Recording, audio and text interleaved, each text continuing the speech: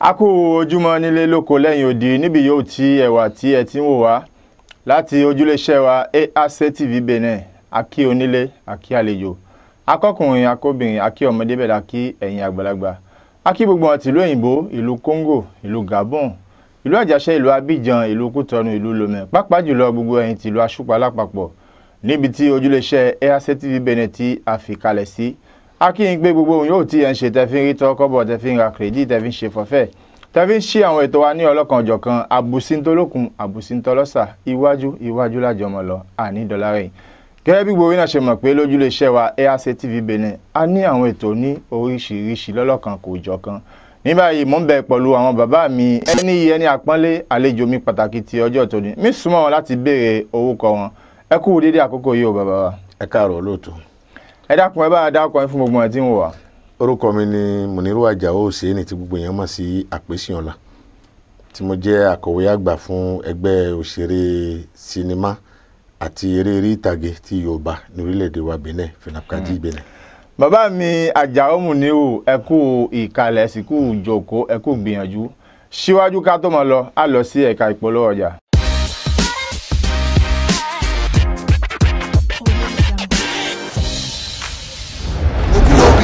Sinimá tàtàré ẹ wá fi kọ́gbọ́n.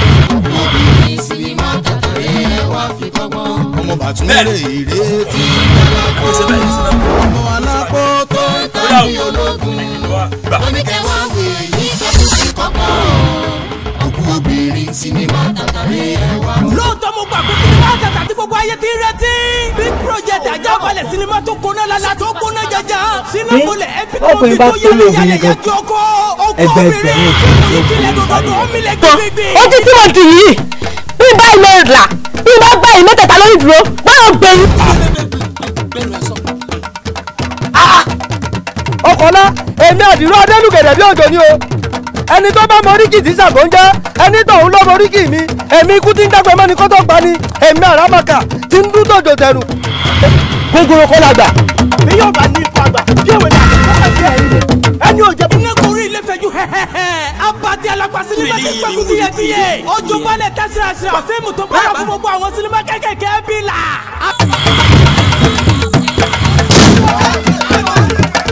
Abíọ́lá olówó òkèrè kí ló ṣe fún gbogbo ọmọ aráyé tí wọ́n fi ní dáadáa àfi kó o ṣe gbà dá. èmi ló dé tí gbogbo àwọn omidan ìlú kú pépépé gbogbo kìlọ̀ dé gbogbo ara lè dẹjà tọmọdé tàgbà ń sáré kíjokíjo iṣẹ́ tuntun tá a gbé àkọlé ẹni òkú obìnrin iṣẹ́ tí ó gbóná ni tí ó sì mí gbogbo òlú títì àwọ̀ tó wọ́ sinimá ni mo gbà produced by Muniru Àjàó Àpèsíọ̀lá directed by Koyuma Agbaje the Kingdom ó máa jáde tìkẹ́rà òkú obìnrin suspect àti kílámù inú rẹ̀ lẹ́kọ̀ọ́ lẹ́lẹ́gbẹ́ tó bá ti jáde ní ọjọ́ náà ẹ máa bọ̀ wétíwétí o.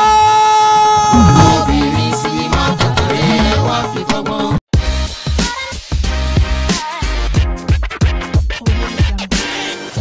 Ti padà láti ẹ̀ka ìpolówó ọjà wa láti ojúléṣẹ́ wa AAC TV Benin. Bàbá mi Àjàó Muniru, bàbá ẹ sọ fún wa eré sinimá, eré orí ìtàgé lórílẹ̀‐èdè Benin lédè Yorùbá. Báwo ni ó ṣe lọ? Báwo ni ìpínlẹ̀ rẹ̀ títí fi dé ibi tí a wà ní ọjọ́ tòní? Ẹ ṣé olóòtú. Mo dúpẹ́ púpọ̀ pé ẹ pè mí sí eré ètò yìí kí ọba mi ò kè jẹ́ kí ètò náà mọ̀ lọ sí iwájú. Àmín bàbá. Eré ìtàgé àti fíìmù sinimá ní orílẹ̀-èdè Benin tó jẹ́ ti Yorùbá ó ti wà ọjọ́ ti pẹ́ torí àwọn ẹnìkan làwa bá níwájú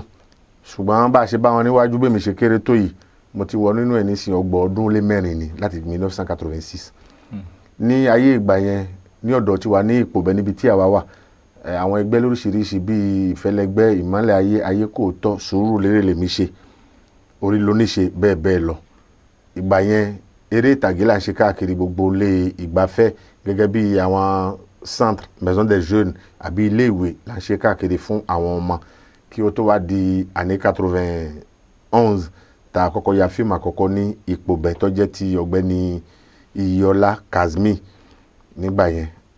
láti gbà yẹn láti bẹ̀rẹ̀ sí ní ya fíìmù. Ìgbà yẹn kò tí ì sí ẹgbẹ́ nígbà yẹn torí kálukú ló ní groupe ẹ̀ tí a fi ń ṣe ṣùgbọ́n Ọlọ́run wá lu àwọn ẹnìkan ní àwọn année 2007 2008 2009 tí wọ́n fi dá ẹgbẹ́ kan sígbà yẹn tá à ń pè ní Kapadi Benin. Nígbà yẹn Àjàṣẹ́ Kútọ̀nù Ìsákété Ìfọ̀yìn Ìpòbẹ́ Àjáwẹ̀rẹ̀ àwọn tó wà ní Ìsàvẹ̀ nígbà yẹn pẹ̀lú apá kan Àjòhùn nígbà yẹn la fi dá Kapadi ní à ń tẹ̀síwájú. Ìgbà tí ẹgbẹ́ yìí ń tẹ̀síwájú ọ̀pọ̀lọpọ̀ iṣẹ́ ní ìlú kálukú ti yà ní àwọn iṣẹ́ tí ó ní kìmí tí ó ṣe é mú yangàn láwùjọ nígbà yẹn. Ṣùgbọ́n ìgbà tó wá di àkókò kan nǹkan kì í dùn lọ títí kó máa kan èdè àìyedè kan dé àgbọ̀ra wáyé mọ́ tó fi dibi tí ẹgbẹ́ ń ṣe kíni ẹgbẹ́ ń pín sí méjì. Ní ayé ìgbà yẹn ní 2014-2015 ní rògbòdìyàn yìí dé tí èdè àìyedè yìí dé tá àgbọ̀ra wáyé mọ́ ní kálukú lọ ní ọ̀tọ̀ọ̀tọ̀. Ó fẹ́ dàbẹ̀ pé àsìkò kan náà ni ẹgbẹ́ pín ní Nàìjíríà pàápàá tí TAMPAN jáde látara ANTP àwa náà jáde kó látara Kapadi nígbà yẹn tí à ń jẹ́ FENAPAD. Ìgbà yẹn náà ni bàbá wa tí à ń pè ní Ọlálẹ́yẹ Clement jẹ́ president FENAPAD nígbà yẹn torí Kapadi tá a ṣe yẹn bàbá wa Isiaka Adélabú ni wọ́n jẹ́ ààrẹ nígbà yẹn tí à ń tẹ̀lé wọn. Ṣùgbọ́n ìgbà tẹ́gbẹ́ pín àwa ń jẹ́ FENAPAD, Kapadi tún wà ní àyè ẹ̀ kálukú ń ṣiṣẹ́ bó ṣe yẹ lọ́tọ̀ọ̀tọ̀ tí à ń bá a lọ. Ìgbà yẹn Kapadi à ń gbìyànjú láti lè jẹ́ ká ní ìwé kí ìjọba àpapọ̀ kí wọ́n lè mọ̀ wá. Ṣùgbọ́n gbogbo eré tí wọ́n sá nígbà yẹn mo fẹ́ lè sọ pé bóyá ọwọ́ àwọn ẹni tá à ń bọ́ sí torí ó dàbí pé ànímọ̀ tó nígbà yẹn ni a fi láǹfààní àti rí ìwé yẹn gbà tí a sáré tí a kò rí ọ̀pọ̀lọpọ̀ owó ló jóná ń bẹ̀ o. Kíní yìí jẹ́ kí ìrẹ̀wẹ̀sì ọkàn kó bá ọ̀pọ̀lọpọ̀ nínú wa. Ìgbà táwa náà di FENAPAD ń gba náà gbégbèsè láti lè rí ìwé gbà ń sáré sọ́tún à ń sáré sósì kọ́dà owó tún lọ tí a rómi tá a sì rẹ̀ jẹ́. Èmi ti wá padà kó ní akọ̀wé àgbà nínú FENAPAD nígbà yẹn kó tó di pé àwọn ikọ̀ FENAPAD lọ jókòó nílùú Kútọ̀nù nígbà yẹn tí wọ́n fi rò sọ́tún rò sósì kí la lè ṣe torí kí ni ìṣòro tí ń bá wa fínra nígbà yẹn ní àìta ọjà torí gbogbo iṣẹ́ tí kálukú ń ṣe ń gbà yẹn á ná ọ̀pọ̀lọpọ̀ mílíọ̀nù sínú iṣẹ́ tí a sì ní rí ojú owó débi pé àwa rí èrè. Kíní yìí mú kí wọ́n jókòó kí wọ́n jíròrò kí la lè ṣe ló fi dibi tí wọ́n ní ó yẹ kí a tún pa ẹgbẹ́ pọ̀ bóyá a bá pa ẹgbẹ́ pọ̀ a lè rí ọ̀nà àbáyọ sí ọ̀nà ọjà tí ọ̀tà yìí ni wọ́n jókòó nílùú Kútọ̀nù ńjọ́ yẹn. Ìgbà tí wọ́n padà dé kálukú fún kọ́mí ní àbọ̀. Ṣùgbọ́n mo dúpẹ́ lọ́dọ̀ Ọlọ́run wípé ìlú Ìpòbẹ́ Ọ̀ṣọ́lọ̀ ní àwòkọ́ṣe àkọ́kọ́ ti kọ́kọ́ bẹ̀rẹ̀ tí a ṣe ní ìjọ́ 12 oṣù karùn-ún 2018 ní ìlú Ìpòbẹ́ tí Kapadi àti FENAPAD àpapọ̀ tá a di ẹyọ kan ṣo tá a pé gbogbo àwọn ìlú tó kù tí wọ́n wá síbẹ̀ níjọ́ tá à ń wí tí wọ́n wá wò pé ó yẹ kí ẹnu wa kó ṣe ọ̀kan ṣo. Látara bẹ̀ gbogbo ìgbà tá a ṣe kinní yẹn tá a wá ń gbèrò yìí pé ìlú kálukú bẹ̀rẹ̀ sí ní ṣọ́ra wọn pọ̀ ìjà tó wà wọ́n parí ìjà wọ́n ṣe gbogbo ẹ̀ kò sí ìjà kan títí torí àgbàyàwó ara wa àpara wa lọ́mọ ṣùgbọ́n a lè rìn kiri ọmọ mi kó tó ṣe bí òwe. Látara bẹ̀ ìgbà tá a papọ̀ yìí àwa ní ó yẹ ká tún ní federation padà. Federation tá a wá ní ṣé FENAPAD ni ọmọ jẹ́ ni àbí Kapadi ibi tí Ọlọ́run lo àwọn ẹnìkan torí ń gbà yẹn bàbá wa kan nílùú Kútọ̀nù Ọ̀gbẹ́ni Sẹ̀míù Eríọlá òun wá nígbà yẹn tó pa gbogbo òṣèré àti olórin àti onílù àti oníjó àti makeup àti òṣèré orí ìtàgé pé ká papọ̀ kájọ máa jẹ́ ìlọsíwájú amúlùdùn. A rí pé nǹkan dáadáa ní lóòótọ́ ṣùgbọ́n ìgbà táwa tá à ń ṣeré orí ìtàgé tá a padà jókòó ìran kan náà kọ́ ní ń dun gbogbo wa. Ìran tí ń dun olórin ó yàtọ̀ fún onílù tí ń dun onífíìmù ó yàtọ̀ fún ẹni tí ń ṣe maquillage. Làwa ni ó yẹ kí àwa tá a jẹ́ eléré ìtàgé yẹn ká padà kárìíra wa. Ibẹ̀ náà ni ìyá wa kan Alájà Akínọlá Aminatu tí gbogbo yẹn mọ̀ sí Alájà Ṣadé òun náà ti dìde nígbà yẹn pé àwọn táwọn jẹ́ aspirade ní Kútọ̀nù àwọn ti ní ìwé federation fayade làwọn ń jẹ́ kí àwa Yorùbá ká papọ̀ sórí ẹ̀ la sọ fún wọn nígbà yẹn pé tí ẹ bá níwèé ẹ jẹ́ ká rí ìwé yìí ká lè mọ̀ bí òótọ́ lẹ̀ ń sọ látara bí àwa Yorùbá ṣe kí ni àpapọ̀ sórí ẹ̀. Àmọ́ bóyá ìní ìgbàgbọ́ nínú ara wa ni wọ́n fi gbéwèé yìí wá ni kíní bẹ̀rẹ̀ sí ní pẹ́ńlẹ̀ àwa tún pera wa torí ìgbà tá a ti ń ṣe Kapadi tẹ́lẹ̀ àwọn ètò kan wà tá a ti tò tí ó ti wà nílẹ̀ tí àwọn tó jẹ́ aṣíwájú ti tò ń gbà yẹn tó sì yẹ kí àbọ̀dọ̀ jẹ́ kí ètò yẹn ó parun lágbègbè iṣẹ́ lórí ẹ̀ pé ẹ jẹ́ ká wá pera wa tá a jẹ́ onífíìmù ibi tí a ti gbé yọ pé ó yẹ ká gbé fédération kalẹ̀ nígbà tí àwọn community tó ọ̀dà ṣé Kapadi náà máa jẹ́ ní àbí FENAPAD làwọn onímọ̀ ìjìnlẹ̀ ní àgbọ̀dọ̀ ṣe bẹ́ẹ̀ ká tún ronú jinlẹ̀ la fi ronú jinlẹ̀ ló fi débi tí à ń jẹ́ FENAPCADI lónìí amúdíẹ̀ nínú orúkọ FENAPAD amúdíẹ̀ nínú orúkọ Kapadi lápá méjèèjì pọ̀ la fi ń jẹ́ FENAPCADI lónìí. Ìgbà tá a jókòó yẹn ní ìjọ yẹn àjọ ìjókòó yẹn ní ìjọ 28 oṣù kẹfà ọdún 2018 la jókòó yẹn látọ̀ àwọn ìwé yẹn aṣáṣà gbogbo ẹjọ́ àwọn ẹnìkan sọ pé bá tiẹ̀ dá owó padà fáwọn àwọn ò gbowó kalẹ̀ tá a bá ti lè rí ọ̀nà tá a fi rí ìwé èmi ń ṣe ìlérí níwájú Ọlọ́run jọ́nà pé tá a bá rí owó a ṣe enrichment a ṣèdúpẹ́ lọ́dọ̀ Ọlọ́run pé ìgbà tá a gbéwé yìí dé iwájú àwọn onímọ̀ ìjìnlẹ̀ ní ọ̀dọ̀ ìjọba àpapọ̀ bá a ṣe tó ìwé yìí wọ́n gba ìwé náà wọlé wọ́n fún wa ní ìwé ní ìjọ 21 oṣù keje ọdún 2018 láàrin oṣù kan ìwé náà jáde lọ́dọ̀ Ọlọ́run ta ní enrichment ta ní ìfì ta gba ìṣúná officiel adúpẹ́ lọ́dọ̀ Ọlọ́run torí ìgbà yẹn bẹ́ẹ̀ mi bá ń jẹ́ akọ̀wé àgbà lónìí nínú ẹgbẹ́ yẹn kì í ṣe pé àdìbò yàn wá o torí ìjọ ta fẹ́ tòwé àwọn ẹnìkan lágbè síwájú ibẹ̀ ni wọ́n ti yan ààrẹ wa bàbá wa Àyìnlá Búrújì gẹ́gẹ́ bí ààrẹ tí wọ́n yan ọ̀gbẹ́ni Hallelujah Sùúrù bí igbákejì ìjọ yẹn tán mẹ́mi ní akọ̀wé àgbà Amúgàní ọ̀rẹ́ bíi nílùú Fọyín gẹ́gẹ́ bí akápò ẹgbẹ́ tí wọ́n mọ̀ ọ̀gbẹ́ni Salami Koyum gẹ́gẹ́ bí ẹni tí wọ́n máa kéde gbàǹjarè fáwọn èèyàn tá fi to ètò yẹn ìgbà tá a wá to ètò tán a ní ó yẹ ká wá to ìgbìmọ̀ nísìn wọ́n wá ní àwa tí àwọn tí morúkọ wọn tá a lọ gbàwé yẹn àwọn ò gbọ́dọ̀ yọ wá kó la fi wà níbẹ̀ lónìí. ṣùgbọ́n mo dúwá rí àkíyèsí kan wípé gbogbo wa tá à ń ṣe Kapadi tá a ṣe gbogbo ẹ̀ àti ọ̀pọ̀lọpọ̀ orin tí wọ́n ti rìn tẹ́lẹ̀ àtúgù lórí ẹ̀ la tún rìn nígbà tá a wá padà ní ìwé ó mú wa súnmọ́ ẹgbẹ́ àpapọ̀ TAMPAN ní ìlú Nàìjíríà tá a lọ bá bàbá wa tí mo fi tọ̀wọ̀tọ̀wọ̀ dárúkọ wọn Mr. Latin tí wọ́n jẹ́ ààrẹ TAMPAN worldwide a lọ bá wọn torí akọ audience sí wọn nígbà yẹn wọ́n sì gbà wá àjọsọ ọ̀pọ̀lọpọ̀ ọ̀rọ̀ débi pé àbájọṣepọ̀ tó dánmọ́rán ń bẹ láàrin FENAPCADI àti TAMPAN orílẹ̀-èdè Nàìjíríà lónìí débi pé tí a bá fẹ́ lo àwọn òṣèré Nàìjíríà lẹ́ni ìrọ̀rùn ló bá dé báwọn náà bá fẹ́ lo àwa lọ́hùn ìrọ̀rùn ló bá dé àti wá wọnú ara wa torí wípé Yorùbá làwa ń ṣe ẹ bá sì wo orílẹ̀-èdè Benin tẹ́ à ń bẹ yìí ẹ rí wípé àwọn elédè kejì àwọn náà wà tí wọ́n ti ní ìwé síwájú tiwa kódà wọ́n ti já sí ti pẹ́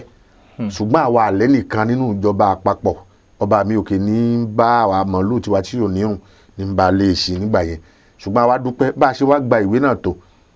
a tún padà pé àwọn tó jẹ́ fàyàdì nígbà yẹn pé ìwé tá à ń béèrè lọ́dọ̀ yìí tẹ́ ẹ̀ mú wá àwa ti gbàwé tiwa kì í sì kọ̀kọ̀ ni àfihàn wọn ní gbangba pé kájọ papọ̀ sábẹ́ federation kan ṣo ṣùgbọ́n a lè pọ̀ kí kálukú wọn má sọ èyí tó wà nínú ẹ̀ wọ́n pinnu láti dà lọ́tọ̀ ìgbà tí wọ́n lọ wọ́n tún padà pè wá pé ó yẹ ká padà tún ṣe ìníyàn kan wọ́n pe president wa Búrújì wọ́n sì pe èmi wọ́n pe Alhaji Asade wọ́n pe Asade Yusufu àti Rahimi Salami àjọpàdé nílùú Kútọ́nù asọ̀rọ̀ wọn wá ní ká yan ìgbìmọ̀ kan tí a máa jẹ́ ìníyàn tá a bá padà jẹ́ ìníyàn yìí ṣé àtúpadà ná owó enrichment mi ni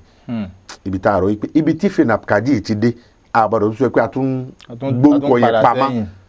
àfi ká gbórúkọ yẹn sí gbangba kí wọ́n gbé federation tí wọ́n wá lérí ìwé ká máa jẹ́ federation méjì mẹ́ẹ́ lójú kí gbogbo àgbáyé máa rí wáyé pé gbogbo àwa Yorùbá àjẹ́ ẹyọ kan ṣo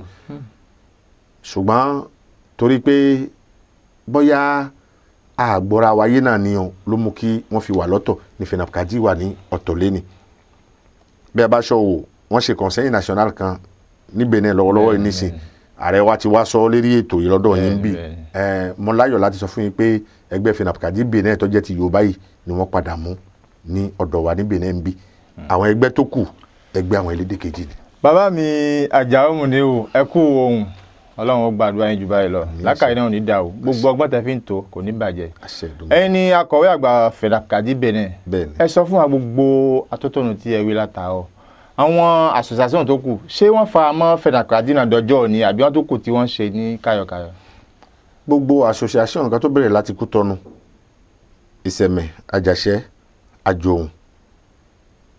Sakété Ìfọ̀yìn ìlú Ìpòbẹ ìlú Òkètù Àjáwẹrẹ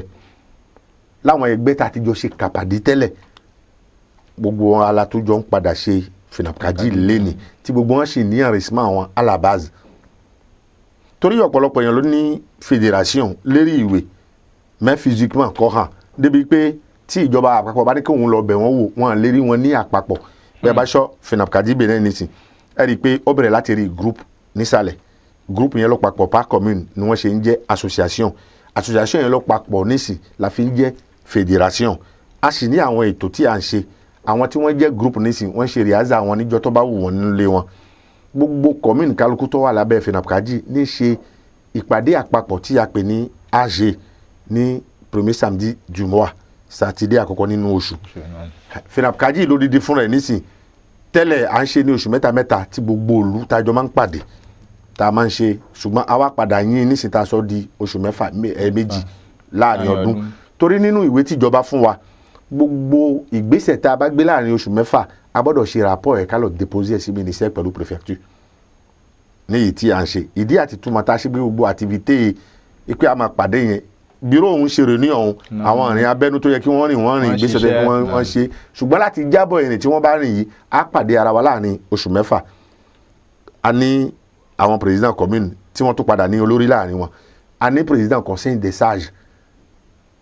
bureau exécutif national tó jẹ́ ti FENAPCADI ló borí gbogbo wọn ṣùgbọ́n ẹ̀ka ni a sì tún ní ìwé ìdánimọ̀ tó jẹ́ ti ẹgbẹ́ FENAPCADI tí àwọn ọmọ ẹgbẹ́ tí wọ́n ní àwọn tó bá jẹ́ ọ̀gá ni wọ́n ń lo diplomatique tó jẹ́ pupa àwọn tí wọ́n jẹ́ ọmọ iṣẹ́ ní ń lo funfun nọ́mbà tí ìjọba fi gbà wá wọlé ó wà lórí àwọn káàdì débi pé béèyàn bá tiẹ̀ ní káàdì tí ẹ̀ lọ́wọ́ tó bá gbé ìwé FENAPCADI dání bọ́lọ́pàá bá dáa dúró tó bá fi fẹ́ pàtís lòun wọ́n reconnect torí ìjọba lànà kalẹ̀ ní ti pé ọjẹ́ artiste tó bá wà lábẹ́ ilé ẹ̀ tó ń ṣe artiste gbogbo iṣẹ́ tó wù kó lè máa ṣe tí ó bá ti gba attestation d'artiste ní DAL direction des arts et des livres wọn ì tí ì dá ẹ̀ mọ́ àbí kó gba carte d'artiste bon ẹni tí ó bá ti rí yẹn gbà tí ó ti gbéwèé sọ̀hún tí ó ti rí gbà ó gbọ́dọ̀ tó fi hàn nínú ẹgbẹ́ tóun wà ìyẹn làwa fi ní ìwé ìdánimọ̀ tó ṣe pé ọdún mẹ́rin níwé yẹn ṣe tí fi ń kú tolúyọ̀ padà ṣe èmi ìyẹn já sí pé béèyàn bá tún wọ orílẹ̀-èdè Nàìjíríà tó bá wọ bẹ̀ gẹ́gẹ́ bí àwọn àǹfààní tó wà fún wa pẹ̀lú àbájọṣepọ̀ tampan lẹ́nì wọ́n ti dá wa mọ̀ pé id card àwọn òṣèré orí ìtàgé torílẹ̀-èdè Benin òun lè léyìí. bàbá mi Àjàó Múníù ẹ kú gbìyànjú ẹ kú iṣẹ́ ọpọlọ làákàyè náà kò ní dá ẹ sọ fún wa nísìnyí pé àjọṣepọ̀ tó dán mọ́ ń bẹ láàrin ẹ̀yin òṣèré orílẹ̀-èdè Benin pẹ̀lú ti Nàìjíríà ṣé iṣẹ́ FENAPCADI Benin òun ló débẹ̀ ni àbí báwo ló ṣe fàṣẹ àwọn ẹlòmíì àti gbé àwọn ẹlòmíì wọ́n ti gbìyànjú owó ẹ̀ tí kò wáyé bẹ́ẹ̀. pẹ̀lú gòtò ọlọ́run iṣẹ́ FENAPCADI Benin ló débẹ̀. alákọ̀ọ́kọ́ náà gbogbo àwa tí ọlọ́run yàn síbẹ̀ bẹ̀rẹ̀ láti rí ààrẹ wa Burújí Àyìnlá fi kan igbákejì igbákẹta kó tó wá kan èmi akọ̀wé àgbà pẹ̀lú àwọn tó tún wà lẹ́yìn tèmi torí 30 ó lé kan ní gbogbo àwa táwa nínú ìgbìmọ̀ ìṣàkóso FENAPCADI Benin. bí ọba ṣe ọlá àwọn ọmọ ẹgbẹ́ tí wọ́n ń ṣe déédéé láti group wọn dénú commune láti commune dé fédération àléríṣẹ́ kan ṣe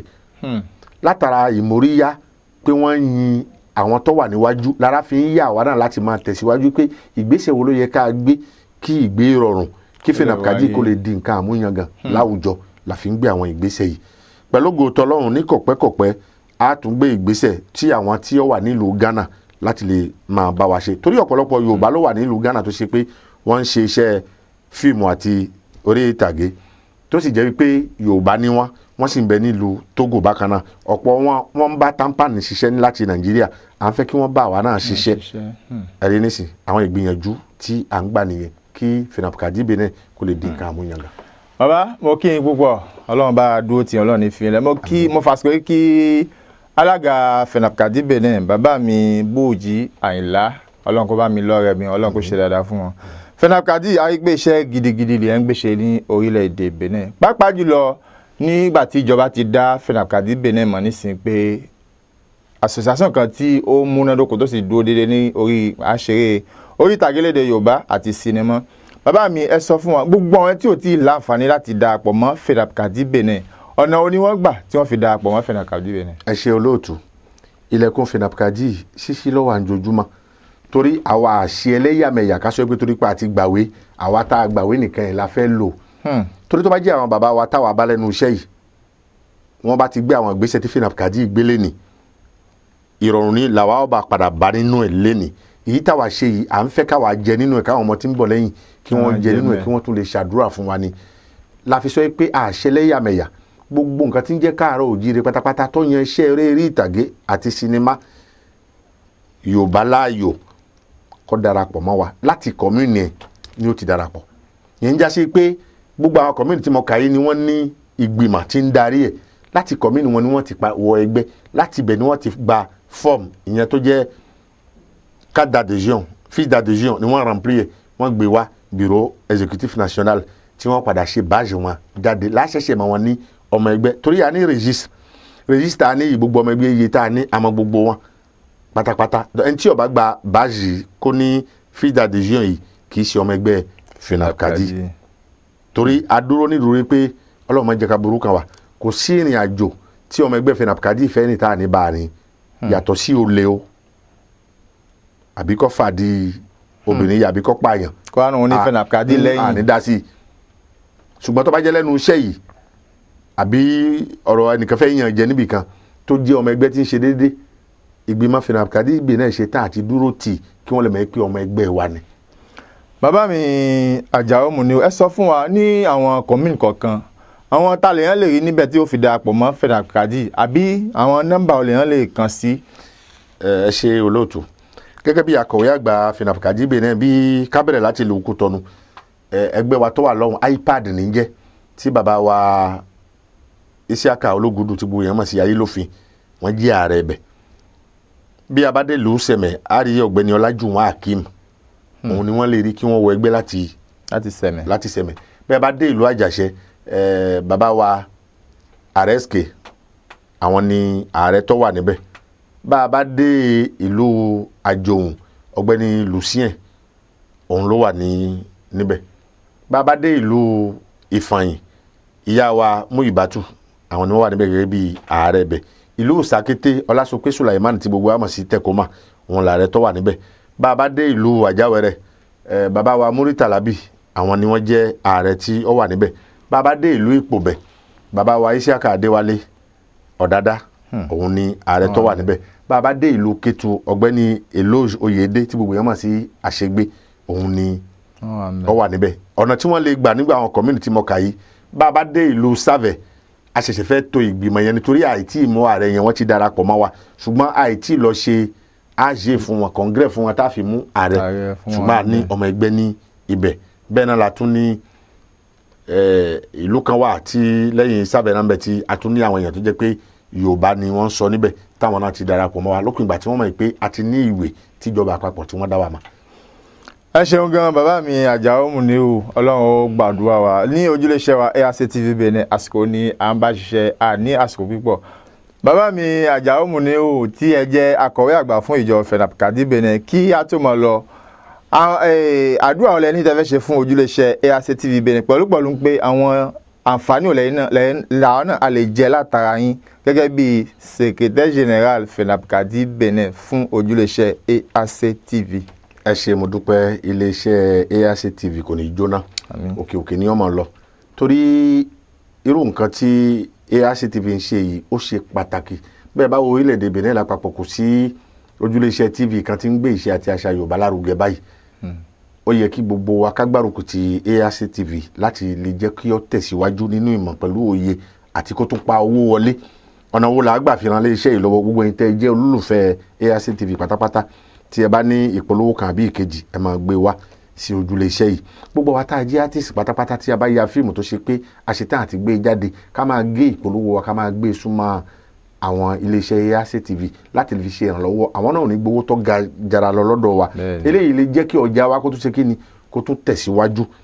mo kí ọ̀gá àgbà tí ń darí ojúléeṣẹ́ yìí mo sì kí àwọn amójú ẹ̀rọ àwọn tí ń sún lọ tí wọ́n sún bọ̀ pé iléeṣẹ́ náà kò ní jóná òkè òkè báyìí ní ẹ̀ mọ́ lọ lágbára Ọlọ́run. ẹ ṣeun gan bàbá mi àpèsè ọ̀la Ọlọ́run gbàdúrà ibẹ̀ ṣe tọ́ lórí bẹ́ẹ̀ pẹ̀lú ògo Ọlọ́run ní fi ẹ̀yin náà lẹ̀ ọ̀rẹ́ ti gbọ́ ẹ̀nu láti ẹnu bàbá wa àpèsè ọ̀la tí ń jẹ́ akọ̀wé àgbà fún ìjọ FENAPCADI Benin ẹ jẹ́ ẹ máa súnmọ́ wa lójúléeṣẹ́ wa ARC TV Benin tẹ́yìn náà bá ní ìhùn yóò tí ẹ bá fẹ́ ṣe ẹ súnmọ́ wa á bá yín dòwò pọ̀ á sì fi tiwa fi gbé tiyín lárugẹ. AAC TV Benin toujours en avant jamais en arrière ó dìgbà.